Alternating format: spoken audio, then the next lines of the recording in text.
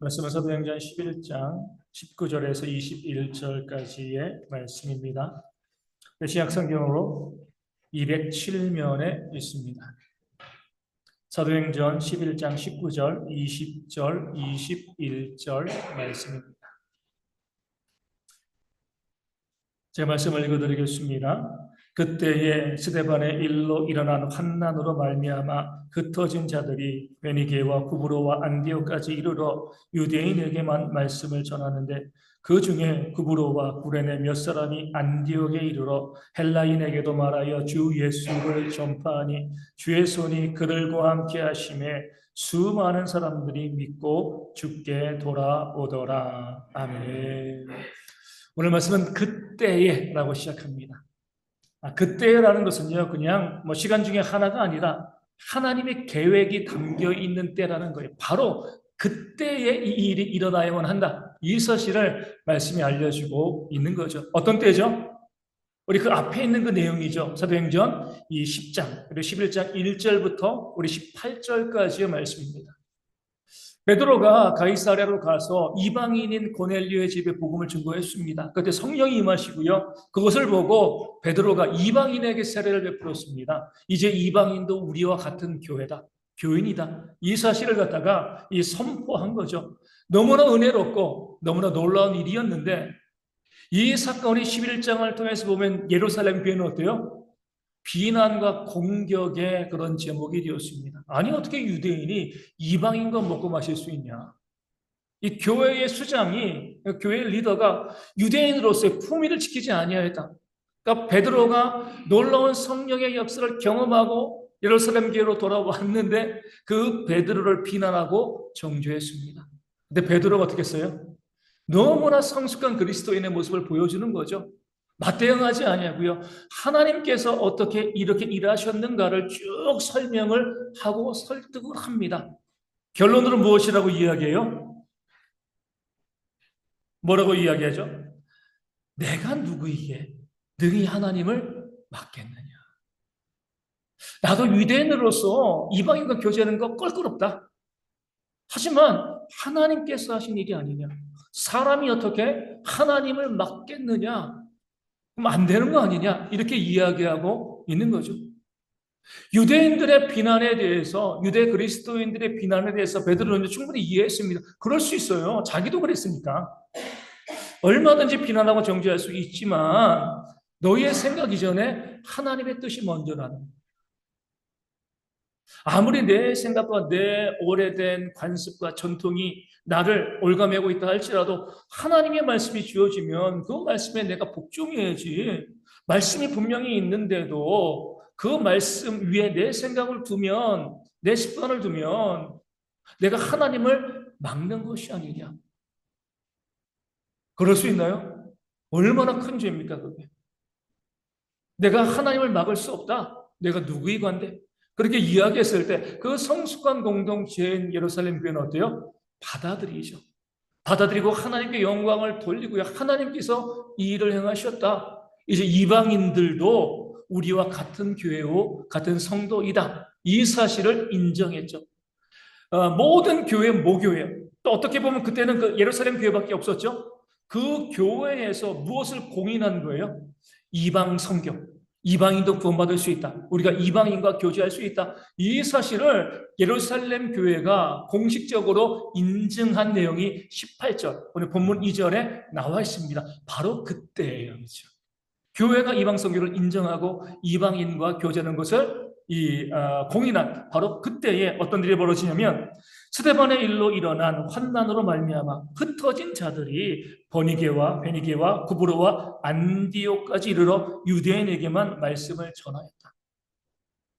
원래 이 말씀은요 8장에서 사도행전 8장에서 이어져야 됩니다. 8장에서 스데반이 죽고요 교회가 핍박을 받으면서 사람들이 흩어졌잖아요. 그렇죠? 흩어지는 상황 가운데서 우리가 이제 9장과 10장이 있으니까 이렇게 이해하기가 쉽습니다. 흩어지면서 복음을 증거할 때 베드로가 이방 선교의 문을 열어놓고 교회가 공식적으로 이방인과 교제할 수 있다. 복음을 증거할 수 있다. 이것이 선포되고 난 다음에 비로소 복음이 이방인에게 증거되었다. 이렇게 보기 쉬운데 그렇지 않습니다. 베드로도 이 길로 가고요. 다른 성도들도 다른 길로 간 거예요. 동시에 전 세계에 흩어진 겁니다.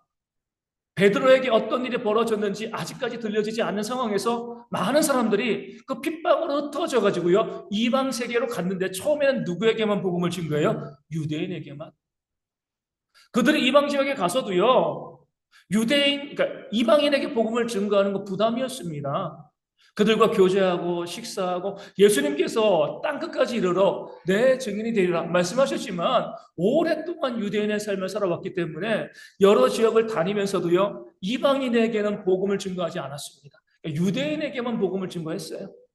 그러다가 우리 20절 보면 구브로와 이 브레네 몇 사람이 안디옥에 이르러서 헬라인에게도 말하여 주 예수를 전파하였습니다.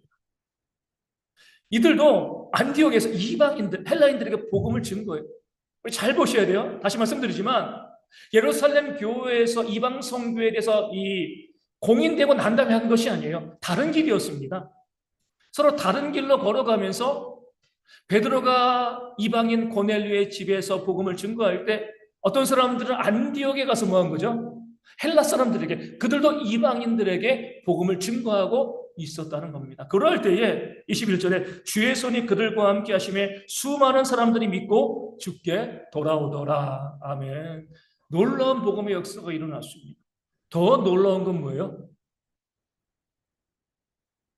안디옥에서는 소란이 없었다는 거예요. 이방인에게 복음을 증거하고 이방인과 교제하는 거. 예루살렘 교회에서 난리가 났잖아요. 교회가 아주 큰 홍역을 겪었는데 안디옥에서는 어때요? 이방인들에게 복음을 증거하고 거기에 교회가 세워졌는데 어떠한 소란도 있었다는 얘기가 말씀이 나와 있지 않습니다. 왜 그러죠? 안디옥 사람들이 예루살렘 사람들보다 훨씬 더 신사적이어서 그렇습니까? 아니죠. 똑같은 유대인들이에요. 그때가 답을 주고 있습니다. 무엇이죠? 그렇게 예루살렘 교회에서 이방 선교가 공인되었다. 이방인과 함께 식사할 수 있고 교제할 수 있다. 이 소식이 복음을 증거하고 있는 안디옥에 이미 복음을 증거하고 있는데 그 지역에 들어간 겁니다. 교회에서 인정했다는 거죠. 교회에서 인정을 하고요. 이방인과 교제할 수 있다. 이 소식이 들어가니까 어때요?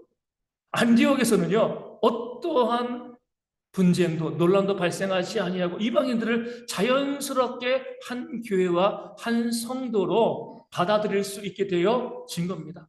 이것을 위해서 하나님께서 뭐 하신 거예요? 예루살렘 교회를 통하여서 이방 선교가 공인받게 만드신 겁니다. 다시 말씀드리지만 순서가 중요합니다. 공인되고 난 다음에 안디옥 간 게 아니에요. 이미 하나님께서는요, 스데반의 핍박에서부터 무엇을 하신 거죠? 온 세계에 복음을 증거하고자 하는 그런 계획을 실행하시는 겁니다. 각지로 흩어졌습니다. 베드로도 이쪽으로, 다른 성도들은 안디옥으로. 각지로 흩어졌는데 서로 복음을 증거하다 보니까 이방인에게도 복음을 증거하는데 안디옥에서 이방인에게 복음이 증거되어지고 부흥하기 전에 바로 직전에 어떤 일이요? 예루살렘 교회에서 이방 선교가 공인되게 만드신 거죠. 그렇기 때문에 안디옥에는요, 어떠한 문제도 발생하지 않고 그들을 교인으로 받아들일 수 있게 되어졌던 겁니다. 이것을 우리는 하나님의 빌드업이라고 부릅니다. 빌드업은 뭐예요? 빌드 짓는 거죠. 올리는 겁니다. 건물을 올리는 거예요. 요즘 축구에서 많이 쓰지만 축구에서 빌드업 한다는 건 뭐죠? 이 골을 넣기 위해서 이 골키퍼부터 해가지고요 나름대로 계획을 가지고 작전을 해가지고 움직이는 겁니다. 골키퍼가 수비수에게 공을 건네줘요. 이게 무슨 왜 저 사람에게 줄까? 하지만 계획이 다 있는 겁니다. 이 사람이 여기 받아가지고 누구에게 결국에는 골을 넣기까지 다 계획이 있기 때문에 그 선수에게 공을 주는 겁니다. 이것이 바로 빌드업이라 그러는 거예요. 빌드업을 가장 잘할 수 있는 것은요 우리 조각가들이죠. 위대한 조각가들은요 돌을 보면 형상이 나온대요. 미켈란젤로도 그러고 딱 돌을 보면 돌이 이미 그 형상을 가지고 있다는 겁니다. 우리가 봤을 때 그냥 둥그런 돌, 큰 돌인데 이 조각가들은 딱 보면 야 저거는 피에타, 저거는 뭐 딱 나온다고 합니다. 그 돌 자체에 빌드업이 있는 거죠. 우리는 모르는 거예요. 조각가들은 그것을 알고 있는 겁니다. 하나님께서 우리 가운데 빌드업 하신다. 건물을 지을 때도 그러잖아요. 벽돌 한 적이 있습니다. 우린 벽돌이야? 저거로 뭐 할 거야? 하지만 설계하는 사람은요.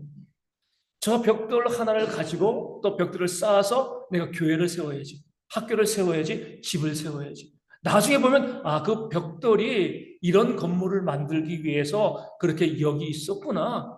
우리는 모르지만 건설하는 자들은요 다 알고 있는 거죠. 하나님도 마찬가지예요. 복음을 증거할 때 이방인에게 복음을 증거하는데 예루살렘 교회에서 문제가 발생한 것처럼 이방인의 지역에 가서 복음을 증거할 때마다 그런 분쟁이 발생할 것을 왜 모르시겠습니까? 유대인들이 이방인과 식사하고 교제할 때 안디옥도 그러고 버니게도 구브로도 어느 곳에 가건 그쪽에 세워지는 교회마다 계속 문제가 일어나고요. 비난과 정죄가 교회 가운데 발생할 수밖에 없는 거죠. 그 사실을 하나님께서 다 알고 계시고 그렇기 때문에 복음을 증거하면서 각지로 떠진 자들이 복음을 증거할 때에 그들이 이방인들에게 복음을 증거하고 이방인들이 교회에 들어와서 아무런 문제가 발생하지 아니하도록 고넬료를 부르시고요. 베드로를 부르셔가지고 또 예루살렘 교회를 통해서 이방 성교를 공인시켜 주신 겁니다. 하나님의 교회 가운데, 그러니까 하나님의 빌드업은요, 하나님의 섭리 이렇게 볼 수도 있습니다. 그 교회 가운데 9장과 10장과 11장 1절부터 18절까지 하나님의 역사가 있고 난 그 다음 그때에 안디옥의 복음이 증거되어지니까 놀라운 부흥의 역사가 일어나고 어떠한 분쟁도 소요도 발생하지 아니하였다. 말씀이 우리 가운데 보여주고 알려주고 있는 겁니다. 하나님께는요 계획이 있다는 거예요. 큰 그림이 있다는 거죠. 왜 그렇게 하셨는가? 왜 고넬료인가? 왜 고넬료의 집에 성령이 임하셨는가? 또 왜 예루살렘 총회에서 그런 문제가 발생했는가? 이 모든 것이요 온 세계 이방인들에게 복음을 증거하시는 하나님의 교회 가운데 이루어지게 되어지는 거죠. 결국 그 다음에 사도행전의 중심인물은 누구예요? 사도 바울이죠. 만약에 베드로가 교회 수장으로서 이 문제를 해결하지 않고요, 바울이 이방인의 사도로 임명받아가지고 각지에 가서 교회를 세우면 어떤 일이 벌어졌겠습니까? 예루살렘 교회는요 바울을 이단으로 정죄했을 거예요. 왜 이방인에게 복음을 증거하고 왜 이방인과 더불어 먹고 마시냐? 너는 이단이다 이렇게 이야기했을 겁니다. 교회 수장인 베드로를 통해서 이 문제를 해결하니까 그 다음에 바울을 통해서 뭐예요? 복음이 증거되어지는데 어떤 장애도 발생하지 않게 되어지는 거죠. 하나님께서는 이방 선교를 위해서 그 스데반의 죽음부터 하나씩 계획하시고 또 예루살렘 교회를 통하여서 공인받게 하시고 결국 사도 바울을 통하여서 온 세계 복음을 증거하는 그 역사를 만들어 내셨음을 성경은 오늘 말씀 그때라는 단어를 통해서 우리 가운데 보여주고 알려주고 있는 겁니다. 성경 전체에 하나님의 빌드업이 나와 있는 거죠. 가장 먼저 볼 수 있는 게 뭐예요? 천지창조죠. 제1일에 뭐 만드셨습니까? 빛이 있어요. 빛이 있으니까 어둠이 있는 거예요. 그렇죠? 우리가 봤을 때 딱 하나만 왜 빛을 만드셨죠? 성경을 다 알고 있으니까 그렇지만 우리가 모른다고 하면은요. 왜 빛을 먼저 만드셨어? 무슨 소용이 있지? 둘째 날은요. 궁창을 만드시고 하늘 위의 물과 하늘 아래의 물, 궁창과 바다를 만드신 거죠. 셋째 날에 뭐 만드셨어요? 그럼 물이 모여가지고요. 묻이 드러나고요. 무태 식물들이 씨 맺는 채소들, 과일들이 생겨나게 되어진 거죠. 넷째 날은요. 첫째 날 빛을 만드셨기 때문에 넷째 날은요. 해와 달과 별, 전삼일 후삼일 이렇게 이야기합니다. 그래 보시면 쉬워요. 넷째 날은 해와 달과 별을 만드시고요. 다섯째 날은요. 둘째 날 궁창을 만드셨으니까 하늘의 새와 바다의 물고기를 만드신 거예요. 여섯째 날은요. 셋째 날에 육지를 만드셨으니까 육지의 동물들을 만드신 겁니다. 그러니까 전삼일 후삼일 이렇게 이야기하는 거예요.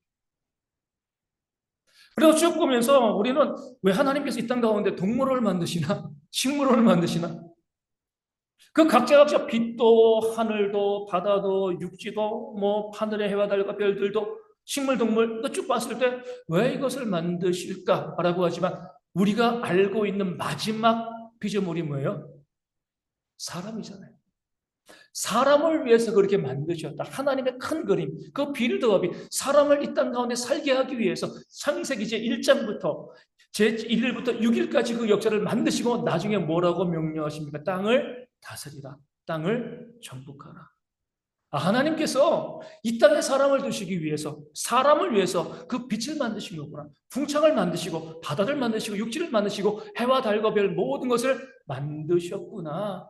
동식물을 만드셨구나. 사람이 만들어졌을 때 우리는 하나님의 빌드업을 이해하게 되어지는 겁니다. 왜 그것을 만드셨는가? 요셉도 그러잖아요. 형들에게 배신당해서 애굽의 노예로 팔려갔습니다. 우리가 성경을 다 아니까 그러지만 이 사건만 보면은 그 막장 드라마죠. 가정 안에서 야, 어떻게 형들의 동생을 팔아먹을 수가 있어, 죽이려고 하고. 또 요셉도 그럴 짓을 했지. 뭐 이것으로 끝나는 거예요, 그렇죠? 이게 어떻게 발전되어질지는 아무도 모르는 겁니다. 그냥 가정에서 일어난 그 사건 하나, 해프닝 이렇게밖에 우리가 이야기할 수 없습니다. 그 요셉이 나중에 애굽에 가서요 노예가 되어지고 모함 받아가지고 또 감옥에 들어가고 나중에 어떤 일이 벌어지나요? 그렇게 했기 때문에 팔려서 애굽에 갔기 때문에 나중에 그가 애굽의 총리가 되어서 그 아버지 야곱의 가족 70명을요 애굽으로 다 데리고 오고요 고센 지방에 머물면서 430년 동안 수백만 명의 민족이 되어지고 결국에는요 약속의 땅 가나안으로 들어가게 되었던 것이죠. 하나님의 빌드업이에요. 그 작은 사건 하나, 요셉이 형들에게 배반당해서 애굽에 팔려간 것. 나중에 요셉도 고백하잖아요. 하나님께서 이렇게 하신 겁니다. 그 사건 자체로 우리가 의미를 발견할 수 없지만 나중에 보면 왜 하나님께서 이 일들을 그 가정에 이루셨는가 우리가 보게 되어지는 겁니다. 그 출애굽의 주역인 모세도 그러잖아요. 모세가 태어났을 때 애굽 왕 바로는 어떤 명령을 내리죠? 히브리인의 남자아이가 태어나면 다 나일강에 던져버려라. 악어 밥으로 만들어 버리라는 거죠. 이 사건 하나만 보면 뭐예요? 야, 바로는 사이코패스야, 그죠? 어린 아이들을 악어 밥으로 주니까 이게 제정신 있는 사람이 할 짓입니까? 아무리 뭐 지배자 왕이라 할지라도 그 사건만 보면은요 너무나 끔찍한 죄를 바로가 저질렀다. 그는 정상적인 사람이 아니야. 이렇게 이해하고 넘어가는 겁니다. 다들 그렇게 봤을 거예요. 그런데 그로 인하여서 모세가 100일째 나일강에 버려지게 되어지고 바로의 공주가 그 모세를 건져가지고요 자기의 아들로 삼고요 나중에 그 모세가 무엇을 하는 거죠? 그 출애굽의 역사를 이뤄내는 거잖아요.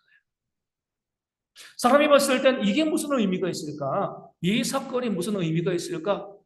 이 개인의 고난과 어려움과 아픔이 무슨 의미가 있을까? 사람들은 이해할 수가 없습니다. 하나님께서는요, 큰 그림 가운데, 섭리 가운데 그 사건을요, 증폭시키고 발전시키면서 하나님의 커진 역사를 만들어 가신다는 것, 성경이 우리 가운데 보여주고 있는 겁니다. 또 구약에 우리 에스더서에 보면 누가 나와요? 모르드게가 나오잖아요. 아하수에로 왕을 죽이려고 하는 영모를 모르드게가 고발했습니다. 왕의 목숨을 살린 거예요.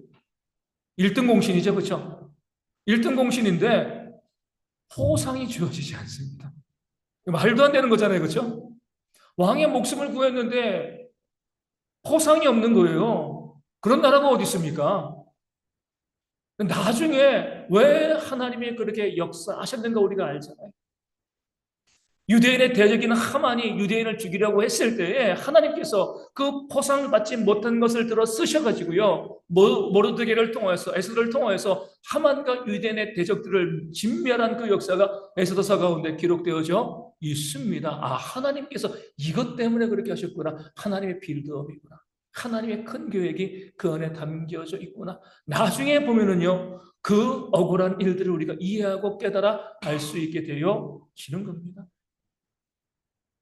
스데반의 죽음에도 하나님의 빌드업이 또 있습니다. 그 교회가 복음을 증거한 것도 있지만 그 스데반의 역사를 통하여서 하나님께서는요 그 스데반이 공회에서 죽임당할 때 누가 거기 있게 하신 거죠? 사울, 나중에 사도 바울이죠. 사울이 있게 하면서 그 스데반의 설교를 듣게 하시고요. 또 그 사울이 어때요? 증인들의 옷을 맡아두면서 스데반을 죽이는데 가장 앞장서게 하셨습니다. 여기에 담겨지는 하나님의 빌드업은 뭐예요? 아마 그 당시 그 사건을 보면서 대부분의 사람들은 저 사울의 교회의 대적이야. 교회를 참견하는 자 지옥에 갈 거야. 이렇게 생각했을 겁니다. 그 이상의 생각을 어떻게 합니까? 근데 하나님께서 그를 나중에 구원하여서 이방인의 사도로 세우시고요. 평생 가장 겸손한 자로서 그 사역을 감당하게 하십니다. 무엇 때문에요? 그 스데반의 죽음 때문에 그래요. 이 사도 바울은요, 정말 똑똑한 사람이었잖아요. 또 돈도 많았습니다. 능력이 정말 뛰어난 사람이었어요. 얼마든지 교만해질 수밖에 없는 그런 사람이었는데, 그런 스데반에게 브레이크가 된 게 뭐예요? 그 사도 바울에게 그 스데반의 죽임인 거죠. 내가 여기 교회, 여기저기 교회를 세우고 또 성경을 기록하고 뭐 죽은 자를 살리고 놀라운 역사를 많이 감당해서 자랑하고 싶을 때마다 어떤 생각이 나요? 내가 스데반을 죽였는데, 내가 교회를 참멸했는데. 얼마든지 그의 업적을 보면은요, 자랑할 수 있고요, 드러낼 수 있고 교만할 수 있는데 그 스데반을 죽인 거거든요. 교회를 참멸했습니다. 늘 그는 그래서 자기를 나는 죄인 중에 괴수다 이렇게 고백할 수밖에 없는 겁니다. 그 사울을 통하여서 하나님께서 놀라운 복음 사역자로 세우시되 겸손한 자로 세우시기 위해서 그 스데반이 죽는데 앞장서게 만드신 거죠. 하나님의 빌드업이 되어 지는 겁니다. 성경은요, 하나님께서 얼마나 놀랍게 역사하고 계신가, 아무 의미 없어 보이는 또 고난과 어려움을 또 어떻게 놀랍게 사용하여서 큰 역사를 이루시는가, 이것에 대한 하나님의 역사가 가득한 것이 바로 성경이 되어 집니다. 그러니까 성경만이 그런가요? 우리 교회의 역사도 그러고 우리 개인의 삶에도 그런 하나님의 빌드업이 있습니다. 1735년, 지금부터 이제 290년 전이죠, 그렇죠? 영국에서 대서양으로 가는 배가 있었습니다. 그 배에 누가 타고 있었냐면 요한 웨슬레. 누구예요? 감리교의 창시자이죠, 그렇죠? 요한 웨슬레가 1735년 영국에서 미국으로 선교차, 인디언들에게 복음을 증거하기 위해서 배를 타고 대서양을 건너고 있었습니다. 300년 전이니까 6주간에, 그 바다 건너는데 6주가 걸렸어요, 6주. 근데 그렇게 복음을 증거하고자 하는 열심과 열정을 가지고 대서양을 건너는데 엄청난 폭풍우가 발생하였습니다. 그러니까 배가 막 뒤집어지게 생긴 거죠. 이 목사로서, 선교사로서 미국으로 가는데 그 폭풍이 불어오니까 이 웨슬레가 두려웠습니다. 무서워가지고 하나님, 내가 복음을 증거하러 가는데 왜 내 앞길에 이런 어려움을 주십니까? 그렇게 원망하는 거죠. 그렇게 폭풍 가운데 두려워서 떨고 있는데 바로 그 폭풍 속에서 배 가장 아래에서 찬송하는 소리가 들리는 거예요. 깜짝 놀란 거죠. 목사인 내가, 선교사로서 인디언에게 복음을 증거하러 가는 나는 이렇게 두려워서 떨고 있는데, 무서워하고 있는데, 아니 이 폭풍 가운데 누가 찬송을 해? 궁금해서 가봤습니다. 배 밑으로 가보니까 모라비안 교도라고 경건주의자들이에요. 그 사람들이 배 밑에 앉아서 찬송하고 기도하고 있는 겁니다. 물어봤어요. 당신들은 두렵지 않냐고. 지금 이 배가 파손하게 생겼는데, 침몰하게 생겼는데 당신들은 두렵지 않냐고. 그들이 이해해요. 우리는 두렵지 않습니다.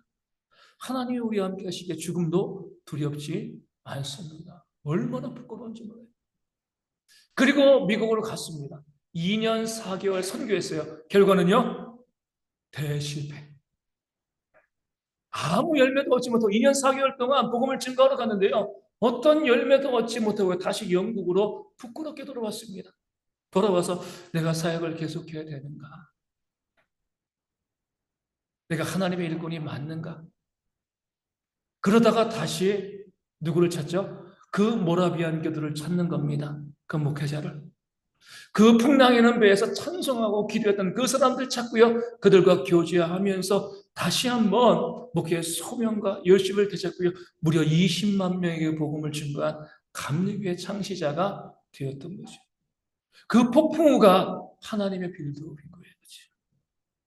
그 한 사람을 세우기 위해서 그 요한 웨슬레, 이 감리교의 창시자로 수많은 사람들에게 복음을 증거하는, 전 세계가 내 교구다라고 이야기하는 그 한 사람을 세우기 위해서 하나님께서는요, 복음을 증거하는 그 삶에 폭풍우를 일으키고요, 그를 두렵게 만드신 거죠. 그때는 그 폭풍우가 자신의 인생에 어떤 의미가 될지 웨슬레도 몰랐겠지만 돌이켜보면 어때요? 아, 하나님의 계획 가운데 있었구나.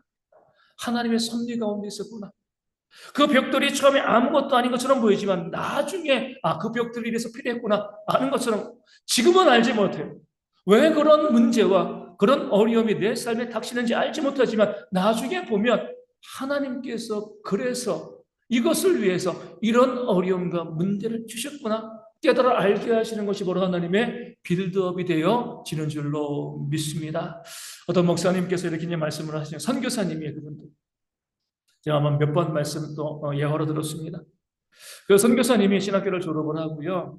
정말 뜨거운 열정을 가지고 교회를 개척하였습니다. 말씀도 좋으시고 기도의 열정도 있고요. 또 전도도 정말 열심히 하는 나무랄 데가 없는 그런 목사님이었어요. 교회를 개척하고요. 매일매일 기도하고 말씀 준비하면서 하나님 이 교회 부흥케 해달라고 정말 사력을 다해서 교회 부흥을 세수고 수고하였습니다. 결과는요. 교회가 망했어요. 얼마나 낙심이 됐겠습니까? 대충 한 것도 아니거든요. 정말 열심히 했어요. 열심히 하고 수고하고 애쓰고 노력을 하고 누가 봐도 저 목사님이 저렇게 하시면 교회가 부흥해야 돼. 이런 이야기를 듣는 목사님이었는데 교회가 망해버린 겁니다. 하나님 원망이 나오는 거죠. 하나님 뭡니까? 이렇게 열심히 애쓰고 수고하고 노력했는데 이 결과가 뭐예요? 그 상황 가운데 이 선교사의 길이 열리게 되어진 겁니다. 그리고 자원하에서 나가서 복음을 증거하는데 그 선교지에서 정말 놀라운 부흥의 역사를 그 선교사님이 만들어 내신 거죠. 나중에 고백한 거죠. 망하게 하신 것이 하나님의 빌드업입니다. 하나님의 섭리입니다. 나는 그때 망했을 때 모든 것이 다 끝났다고 생각하지만 하나님께서는 이렇게 선교의 길로 나를 이끄시기 위해서 그 교회를 부흥시키지 않고 무너지게 하신 줄로 믿습니다. 하나님에게는 계획이 있다는 거죠. 오늘 우리도 마찬가지입니다. 우리 삶 가운데 어려움이 얼마나 많이 있어요. 육신의 질병도 있고요. 사업은 할 때마다 왜 이렇게 안 되고 계획하고 또 준비한 것들이 무너질 때가 너무나 많이 있습니다. 주변에 보면 도움을 줄 수 있는 사람들 그런 사건들도 하나도 없어요. 야, 다 안 돼, 다 안 돼. 그러나 우리는요, 하나님을 믿는 사람들입니다. 하나님은요, 우리를 사랑하시기 때문에 우리를 위해서 쉬지 않으시는 줄로 믿습니다. 지금도 우리를 위해서 일하고 역사하고 계신다니까요.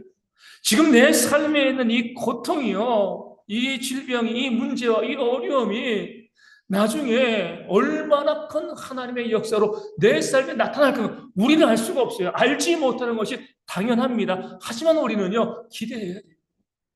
소망해야 됩니다.